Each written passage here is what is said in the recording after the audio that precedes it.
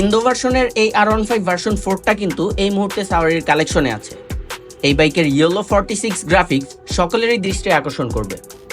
এটা কিন্তু কোনো প্রকার স্টিকার মডিফাইড না, একদম অরিজিনাল পেইন্ট করা।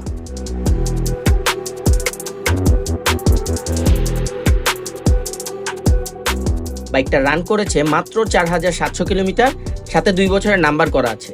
বাইকের কন্ডিশন আলহামদুলিল্লাহ খুবই ফ্রেশ। আপনারা সরাসরি আমাদের মিরপুর শোরুমে এসে এটা যাচাই বাছাই করে টেস্ট রাইড দিয়ে দেখতে পারবেন ইনশাআল্লাহ।